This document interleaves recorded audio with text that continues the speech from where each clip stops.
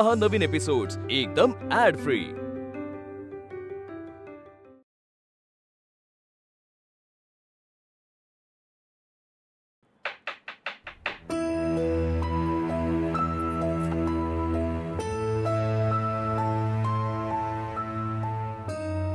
काय ग माझ्या नातवावर रुसतीयस? तू रागवलेस सारंगवर?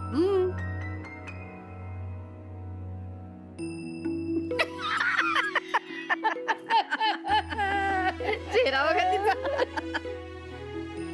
रुसूबाई रुसू, कोपऱ्यात बसू।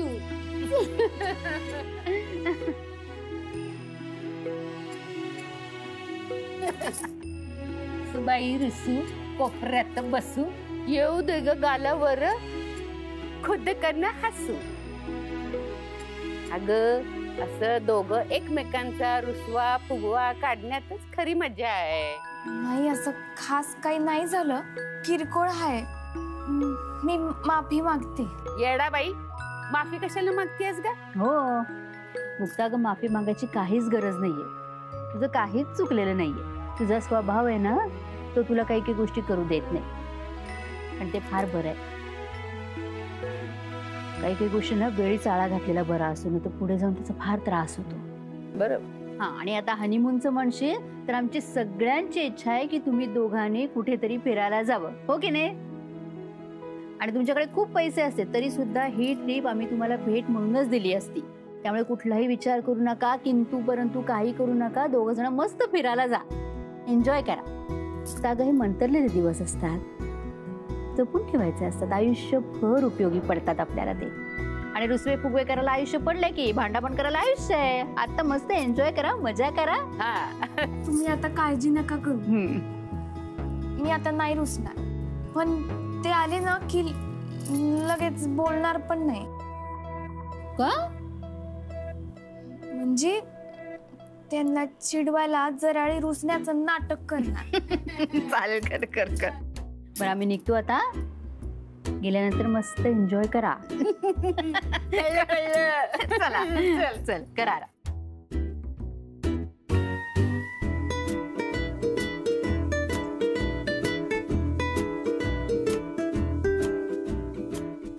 अच्छा असं आहे होय। पण मला काय वाटतं माहिती का सारंग, तुला काहीही झालं तरी तिला मनवावंच लागत, कारण रुसलेल्या मुलीला मनवणं हा पुरुषाचा जन्मसिद्ध अधिकारच आहे। हा पप्या, मला त्या अधिकाराची जाणीव आहे। पण आता तो रुसवा कसा काढू हे मला कळत नाहीये। आणि संसारातले हे असे एक्सपिरियन्स इतक्या लवकर माझ्या वाट्याला येतील ना असं मला वाटलं नव्हतं। अरे मग स्वतःला नशीबवान समज। जी मुलगी कधी कुणावर रागावत नाही, रुसत नाही, ती मुलगी तुझ्यावर रुसली, तिच्या रुसण्याचा जरा आनंद घे, अशानच प्रेम वाढत असतं भावा। ए पप्या, आता ना ही फालतूगिरी आहे ना फुल स्टॉप कर, कळलं? आणि थोडा विचार कर, विचार कर, विचार। अरे आता या हनीमूनच्या प्रवासात जर ती माझ्याशी बोललीच नाही ना तर संपूर्ण ट्रॅव्हल माझा बोरिंग होऊन जाईल। हा आयडिया। मला काय वाटतं माहिती का भावा सारंग, तुमचा हा होणारा प्रवासच तिचा हा रुसवा हळूहळू हळूहळू माग टाकत जाईल। तुमचा हा एकत्र सहवासच तिचा रुसवा घालवण आणि तुमच्यात प्रेम वाढवण। कळतंय का काही? काहीतरी सुचलं? हे बघ बाळा, आर्याच्या प्रत्येक हालचालीवरती नजर ठेव आणि मला खबर देत राहा। पण दादा, हे सगळं मला एकटीला सांभाळायला जड जातंय। कळते मला, पण एवढी मोठी जबाबदारी कोण घेणार दुसरं? एकावर सोपवली, काय झालं पाहिलंच ना? पण कोणीतरी ही जबाबदारी घ्यायला तयार आहे, मला मदत करायला पण तयार आहे। कोण? थांबा, ये।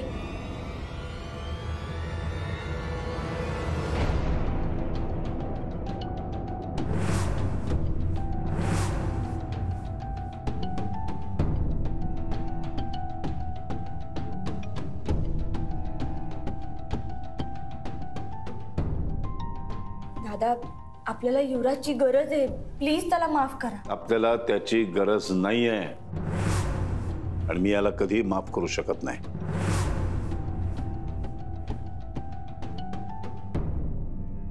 दादा मला माफ करा, खरंच मला माफ करा. माझी चूक झाली, मी खूप पछतावलोय. प्लीज दादा. मी तुला सांगितलं होतं की माफी मागायला सुद्धा माझ्या नजरेसमोर येऊ नकोस.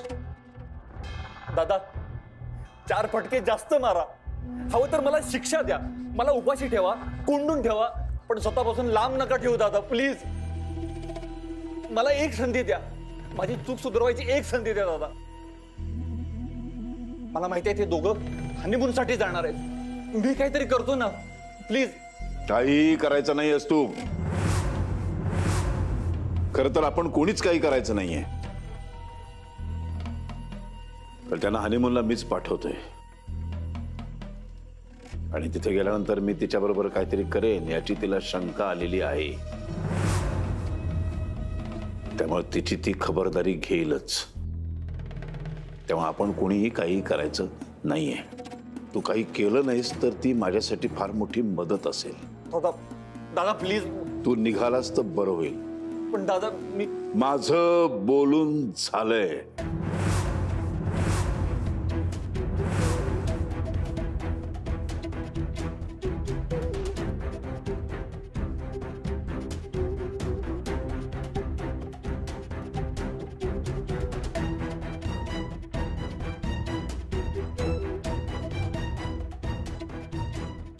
काय झालं? काय म्हणाले दादा? माफ केलं ना रे तुला? हा युवराज,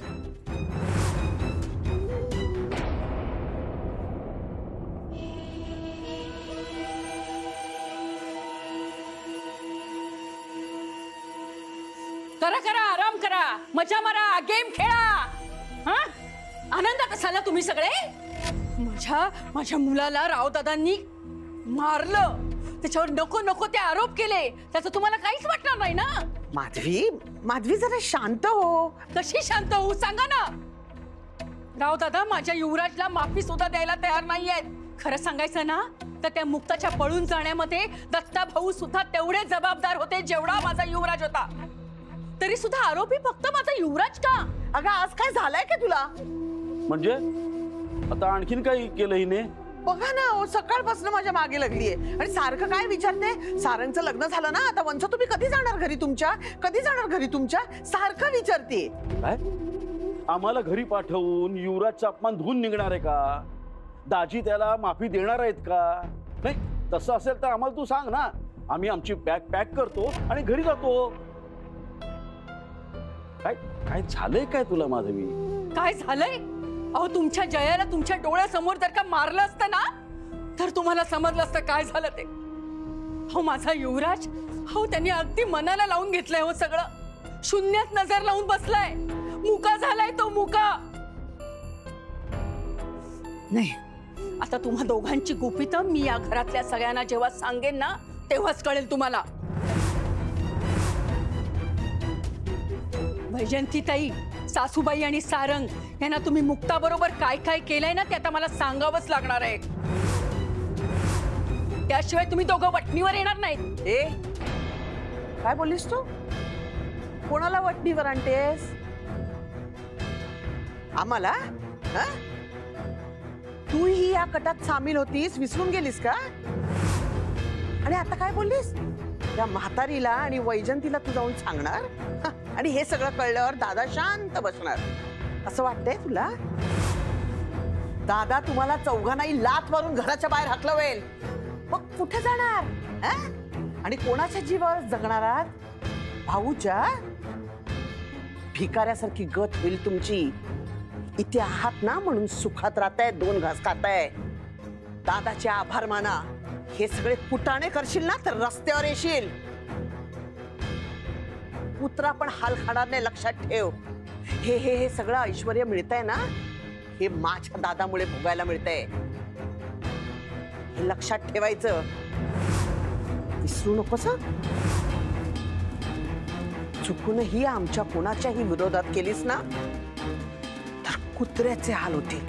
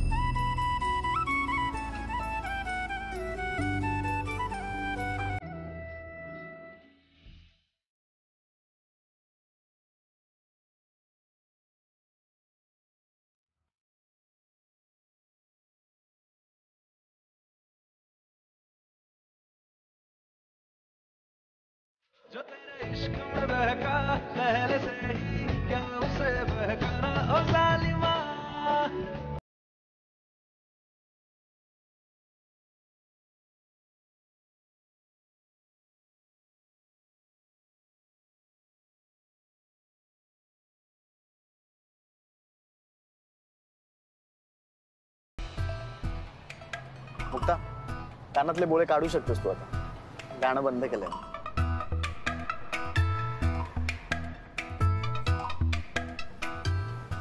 मुक्ता, ए यार मुक्ता, प्लीज ना, नाराजी सोड ना आता. बोल ना माझ्याशी. हे बघ, आपण किती मस्त फिरायला निघालोय. काय वातावरण आहे, सुंदर निसर्ग आहे. हा, एन्जॉय करू आपण. अनबिलिव्हेबल मेमरीज बनवू. प्लीज ना, सोड ना रुसवा.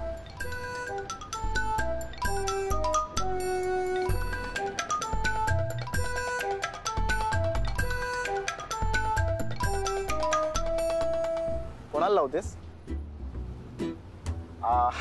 म्हणजे मला सांगायलाच पाहिजे असं काही नाही. कर तू, बोल बोल बिंदास. कोणाला का? माझा आहे का? कोणाचा आहे काय माहित. हॅलो. हा ना. अरे मुक्ता. मुक्ता, बोल ना. अगं सगळं बरं आहे ना तिकडं? अगं आमचं एकदम व्यवस्थित आहे. तुझं कसं चाललंय? म्हणजे काय खुशाली काय? हा, मी पण मजेत आहे. बरं अण्णा, हा मावा नंबर आहे ना, तो तुमच्याकडं फिट करून घ्या. हा, ते भक्तीला सांगून करतो बरं का फिट. बाकी सगळं ठीक आहे तिथं घराकडं? हो हो, सगळं ठीक आहे. यांच्या सोबतच आहे.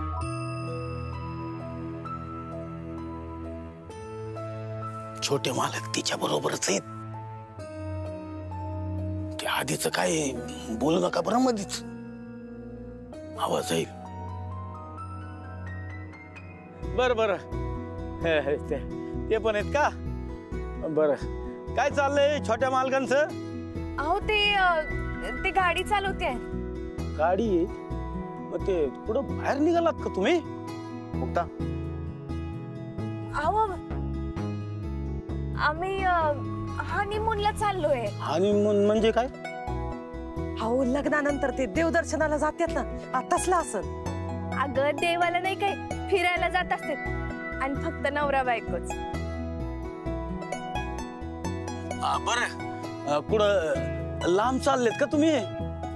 बघा ना अण्णा, ते मला सांगतच नाहीयेत. मी किती वेळा विचारलं, पुढे चाललेत ते सांगतच नाहीये. मायापासून लपूनच ठेवलंय. बर बर.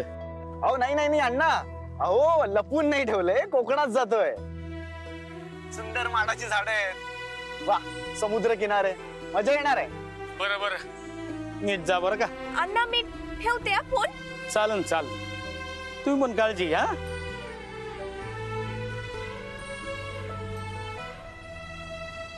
हे कोकणातलं सौंदर्य आणि त्यात तुझं सौंदर्य. हे मुक्ता काही पण बोला, मी किती लकी आहे ना. म्हणजे मला असं हे दोन्ही सौंदर्य अनुभवता येतंय.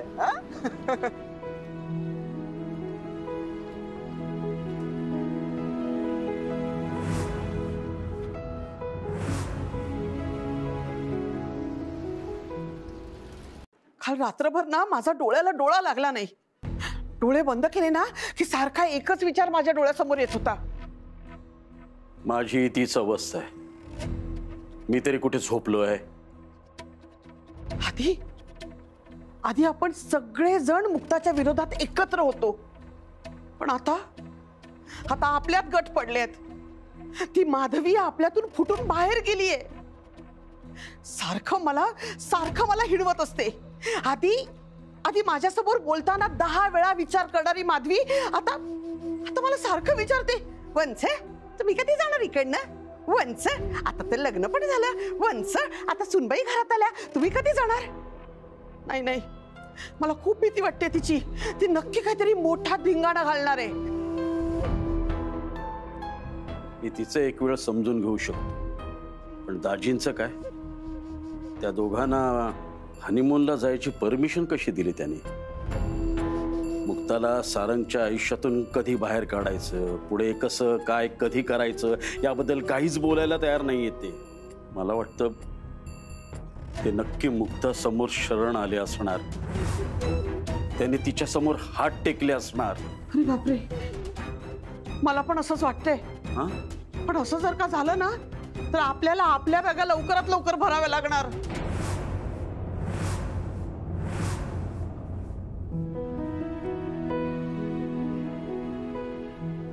वा मुक्ता वा, हुशार आहेस तू, मानलं पाहिजे तुला. म्हणजे आपण कुठे चाललोय हे शोधून काढण्यासाठी काय डोकं लावलंस. आता तू बघच, तुला बोलतं करण्यासाठी मी पण काय आयडिया लावतो. ए मुक्ता, आपला हनीमून कसा चाललाय सांग. अगं हनीमूनला ना सायलेंट मोडवर ठेवल्यासारखं वाटतंय. किमान व्हायब्रेट मोड तरी असायला पाहिजे होता ना, म्हणजे कसं असा आवाज तरी आला असता.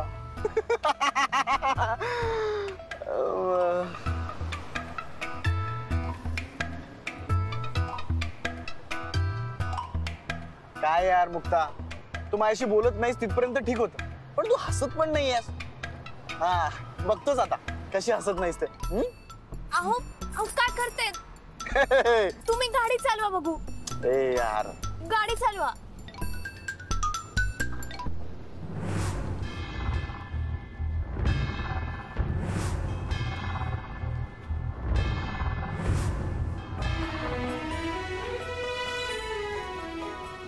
यार काही केलं याचा रुसवा जातच नाही.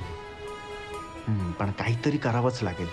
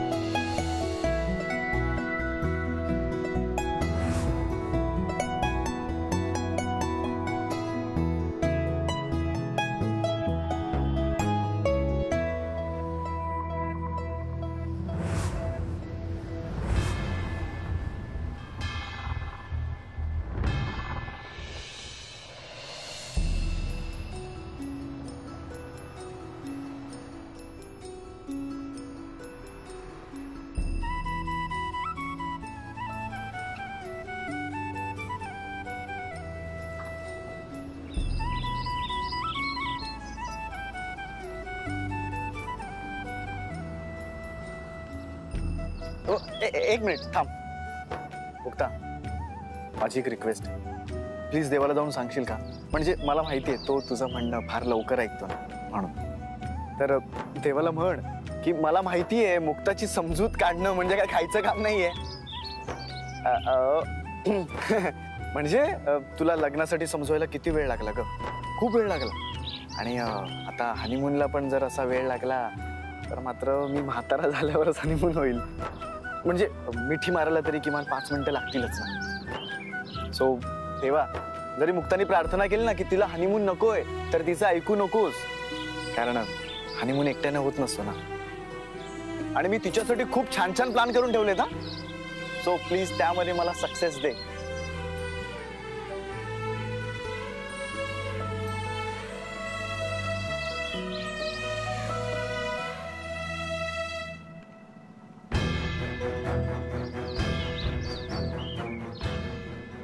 रेणुका, ते आता एका मंदिरात गेलेत. हे बघ, तू त्या दोघांपासून जास्तीत जास्त लांब थांब, नाहीतर त्यांची नजर जाईल ना. तू पकडली जाशील अशी वेळ येऊ देऊ नकोस, कारण तिकडे आम्ही तुझी काहीच मदत करू शकणार नाही. डोंट वरी, मी एकदम व्यवस्थित अंतर ठेवूनच. हे बघ आर्या, अशी संधी परत येणार नाही आणि नगरकरांची सून व्हायची ही संधी जाऊ देऊ नको. ही संधी शेवटची असं समजून एक एक पाऊल टाक. रेणुका, यू नो व्हॉट, आता जर ही मुक्ता एकटी या गाडीत असती ना तर मागून अशी धडक दिली असती ना, या गाडी सकट या मुक्ताचाही भुगा झाला असता.